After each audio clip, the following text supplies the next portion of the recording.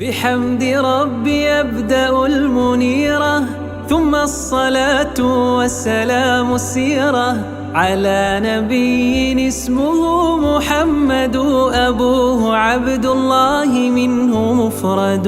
أبوه عبد الله منه مفرد، وجده شيبة عبد المطلب من نسل عدنان وأصله العرب، وأمه بنت لوهب آمنة، أجداده بين قريش كائنة، أجداده بين قريش كائنة، مولده في البلد الأمين عام قدوم الفيل للتبيين، في يوم الاثنين ربيع الأول في 12 حسابا عولي، في 12 حسابا عولي، مسترضعا أتم مع حليمة 4 الأعوام في غنيمة، وأمه عقيب 6 ماتت، وجده بعد 8 وافت، ثم أبو طالب عمه كفل، وزار بصر الشام معه وارتحل، وزار بصر الشام معه وارتحل، من بعده متجرا في مال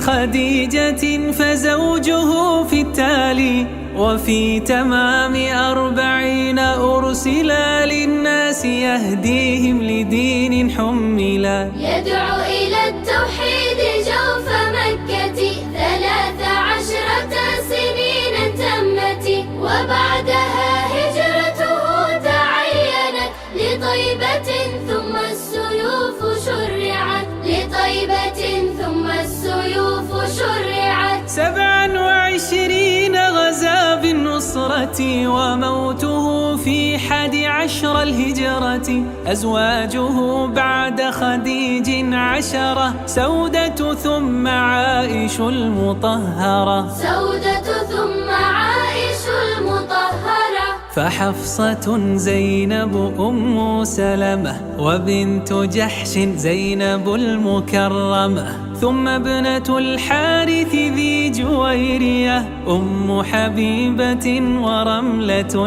هي، أم حبيبة ورملة هي، صفية ميمونة والجامعة من نسل إسماعيل إلا 9، أولاده القاسم عبد الله الطاهر الطيب زاكي الجاه، وزينب رقية وفاطمة، وأم كلثوم إبراهيم الخاتمة، وأم كلثوم إبراهيم الخاتمة.